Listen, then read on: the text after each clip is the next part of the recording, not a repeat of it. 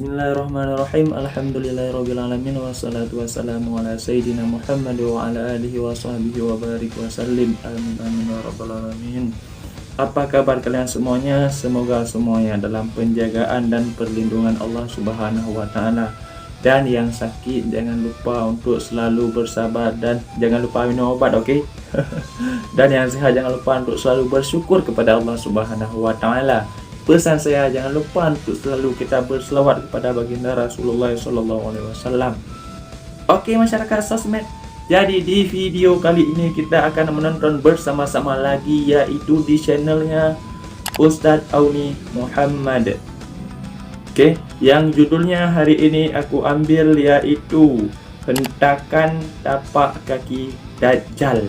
Ya, hentakan tapak kaki Dajjal, yang disampaikan oleh Ustadz Auni Muhammad.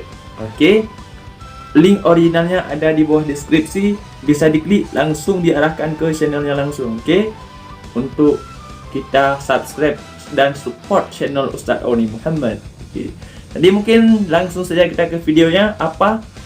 Are you ready? Let's go.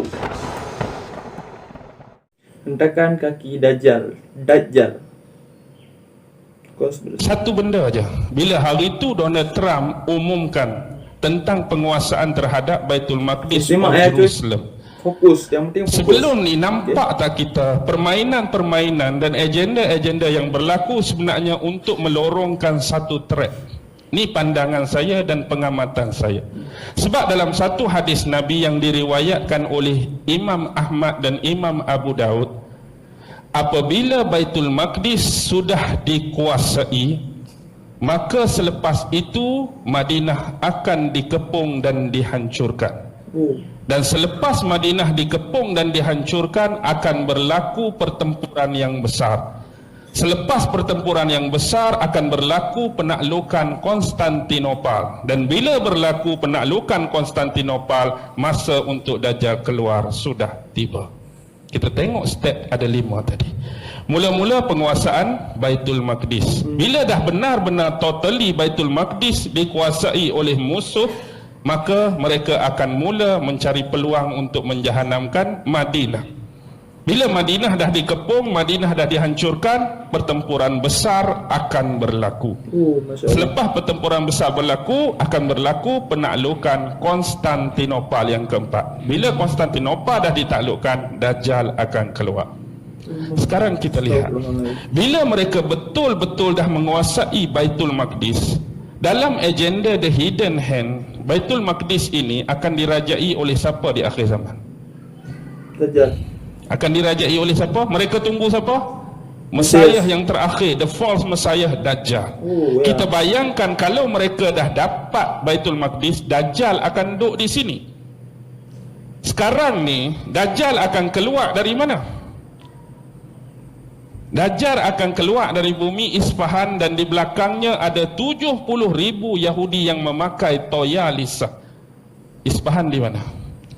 Iran, Baitul Maqdis, ini low dan ini track laluan dia. Keluar daripada kawasan Isfahan, jalan dia nak pergi sini.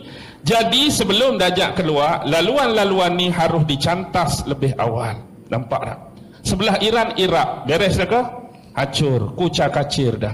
Sebelah tu Syam, Syria, hancur, kucak-kacir dah. Maksudnya laluan dan trek ni dah jelas. Dibuka jalan tapi untuk melewati Mesir. Arab Saudi di dalamnya ada Mekah dan Madinah. Jadi bila mereka dah benar-benar menguasai Baitul Maqdis, tunggulah masa untuk Madinah akan tiba. Masya Allah. Sebab sekarang di atas gunung bergaram Jabal Habsyi sudah ada apa? Yang kita katakan sebagai istana Dajjal. Dia tak boleh masuk. Dia tak boleh masuk ke bumi Madinah. Tetapi juga Rasulullah menyebut bahawa satu masa, ingat tak hadis tentang ketukkan kaki Dajjal 3 kali tu. Bila Dajjal ketuk kaki dia, akan keluarlah manusia-manusia yang dikatakan bersifat munafik walaupun daripada dalam bumi Madinah. Ketukan yang kedua akan keluar lagi lelaki-laki dan perempuan. Ketukan yang ketiga keluar lagi. Yang tinggal yang betul-betul beriman saja. Walaupun kita rasa safe di situ, selamat di situ, tapi kalau yang kita tu ada bermasalah, kita juga akan terkeluar dan menjadi pengikut-pengikut Dajjal. Jadi bila mereka dah menguasai Madinah, otomatik laluan ni makin senang. Terus saja. Lalu ke Iraq, lalu ke Syam, lalu ke Arab Saudi, terus ke Israel. Anda nampak tak benda ni? Jadi permainan yang dibawa ialah Wahabi vs Syiah.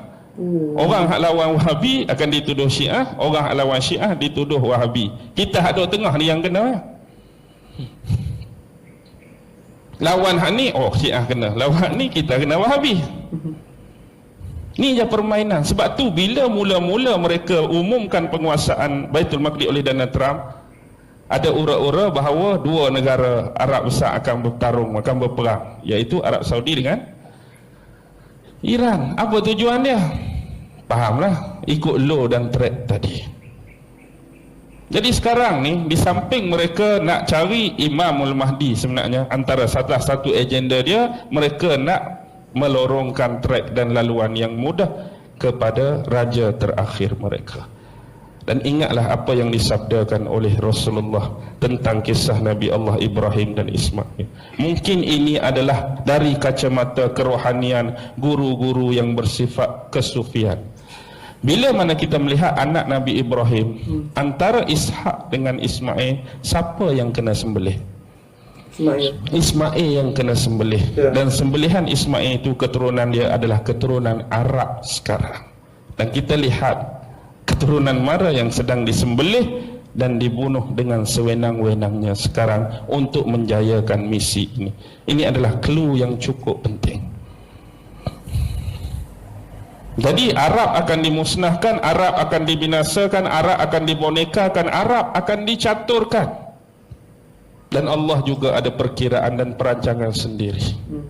Maksudnya konsep akhir zaman kita tidak akan lengkap tanpa kita membicarakan tentang isu Dajjal, tak akan lengkap bila tak membicarakan tentang Ya'juj Ma'juj, tak akan lengkap tanpa membicarakan Imam Mahdi, tak akan lengkap tanpa membicarakan turunnya Nabi Allah Isa alaihi salam. Dan ini adalah percaturan-percaturan akhir zaman. Tetapi kenapa dalam lafaz-lafaz hadis selalunya ada kekeliruan dan kesamaran? Sememangnya itulah sifat hadis-hadis dan rahsia akhir zaman. Kalau ditiun dengan mudah, senang tak? Imam Mahdi akan keluar. Nama dia Bukhari bin Yusuf, nombor 17, Kampung Sungai Rusa, Pulau Pinang. Senang tak orang nak cari? Kalau hadis lagu tu, senanglah orang nak cari Imam Mahdi. Ni dia bagi muka lagu ni, sifat lagu ni, tubuh dia lagu ni, mata dia lagu ni, kan nak cari. Oi, dahi luah ramai juga dahi luah ni dah. Mudah Apa dia lagi contoh? Hidung mancung, ramai juga hidung mancung. Gigi jarang, telinga pepes, macam-macam. Jadi dia buat macam tu, nak suruh dia pun payah. Lepas tu Dajjal pun dia buat lagu tu juga. Tu yang payah kita nak kenal Dajjal tu. Kalau Dajjal akan keluar daripada bumi California, nombor 13, jalan sekian-sekian, pergi terus alamat tu tak? Jadi inilah dia kata fitnah, inilah dia kata ujian. Sebelum Dajjal keluar, yang berbahaya ialah fitnah-fitnah dia yang lebih awal. Jadi kita hari ini dah bertemu dengan fitnah-fitnah dia sebelum keluar zahir dia. Lepas ni dia akan mengaku jadi Nabi, seterusnya mengklaim dan mendakwa dia adalah Tuhan. Sebab itulah antara projek pluralisme untuk menyatakan kesamarataan semua agama ni, sebenarnya last sekali akan menjurus kepada penerimaan Dajjal sebagai Tuhan. Bahaya. Sebab itulah kita tolak konsep pluralisme hari ini. Semua agama sama. Cakap senang, semua agama sama. Tapi bila kita minta buat, senang ke payah? Islam, Hindu, Buddha sama. Kalau sama, minta orang Hindu masuk Islam, berani ke tak? Dah kata sama. Berani ke tak agak-agak? Masuk ke tak? Dah orang kata tu, semua agama sama. Orang Hindu kata, terang masuk Islam dah sama, apa bezanya? Agak-agak dia nak masuk ke tak bang? Enggak. Dia tak nak masuk. Orang Buddha kata sama juga dengan Kristian. Suruh Buddha masuk Kristian, nak ke tak? Tak, cakap saja. Cakap saja sama. Bila kita minta, jadi tak sama. Konsep dia tak ada masalah dari sudut nama. Kita dah cakap awal-awal, kalau kita sama-sama beriman pada Tuhan yang sama, yang kami panggil Allah, yang you panggil God, yang you panggil Brahma, yang you panggil Krishna, dari sudut nama tidak akan ada perbezaan kalau dia merujuk zat yang sama. Tetapi isunya ialah bentuk ibadat, bentuk pengabdian, bentuk penyembahan. Dari sudut logik takkan ada Tuhan yang sama. Nak dari sudut penerimaan ibadat, ritual dan sembahan pada dia berbeza. Orang Islam semayang, solat, rukuk, aku terimalah. Orang ni nak pasang colok pun aku terima. No. Kalau Tuhan tu sama, cara ibadat pun mesti sama. Tetapi hari ni bila konteks agama samawi, why kita berbeza cukup luas. Maksudnya di tengah jalan sudah dirosakkan. Kalau benar-benar Muhammad Nabi dan Rasul terakhir, pasti Taurat dah beritakan. Kalau benar-benar Muhammad Rasul terakhir, Zabur dah beritakan, Injil dah beritakan. Tiba-tiba bila mari hak Yahudi zaman ni hak mengaku beriman pada Taurat, tak ada ayat tentang Muhammad. Mengaku beriman pada Nabi Isa, tak ada ayat tentang Muhammad dalam Injil. Wah, jadi lagu ni. Adakah Taurat berbohong tentang Muhammad? Adakah Injil menafikan tentang Muhammad? Sedangkan Tuhan yang sama, Nabi-Nabi yang sama, bawa ajaran yang sama, Islam yang sama, pasal apa jadi berbeza? Perbezaan ni sengaja dicetus untuk kita hari-hari bergaduh. Oh, tentu. Kalau dia buat jangan ganggu, jangan kacau, tak ada masalah, kita tak bergaduh. Ni kita perlu wujudkan perbezaan, kita perlu wujudkan ketidaksamaan, kita perlu wujudkan provokasi. Agar hari-hari hak ni kata dia paling bagus, Nabi kami paling baik, hak ni paling bagus, ajaran kami paling baik, hari-hari duk bergaduh. Sebenarnya hak tolong bergaduhkan kita ni hak tak ada agama pun. Dia yang nak menggaduhkan kita atas isu agama, isu aliran, isu parti, isu puak, isu kumpulan. Sampai hari ni pun kita duk terkekang dengan sistem ni, duk bergaduh hari-hari. Hak duk relax geng-geng dia lah, hak duk kau untung tak. Berarti mereka yang memperadu kita, masyarakat sosmed, ya kan? Oke, udah habis videonya. Jadi kita baca komentar satu-satu, oke? Boleh kan? Kita baca komentar di bawah ini satu-satu, oke? Oke, komentar yang pertama dari Sharlina Palibu. Tolong buat program di TV untuk kesadaran orang-orang tentang di akhir zaman. Banyak yang tidak sadar dan masih ceroboh. Sebenarnya kita berada di penghujung waktu. Oke, insyaallah ya. Tolong para netizen untuk disampaikan, semoga ditayangkan di TV program-program yang kayak gini, program untuk membangkitkan agama Islam supaya lebih maju, oke? Komentar yang kedua, kita bacakan komentar ala kadar 3 lah ya, 3 komentar kita baca, oke? Komentar yang kedua, Himawari. Saya dari Indonesia. Salam untuk saudara semua di Malaysia. Semoga Allah kuatkan iman kita dan selalu melindungi kita. Amin ya rabbal alamin. Semoga ada yang nonton ini juga ya. Semoga Allah melindungi kita dari fitnah dajjal. Oke? Amin ya rabbal alamin. Komentar yang ketiga. Allahu Akbar. Ini dari hati kertas.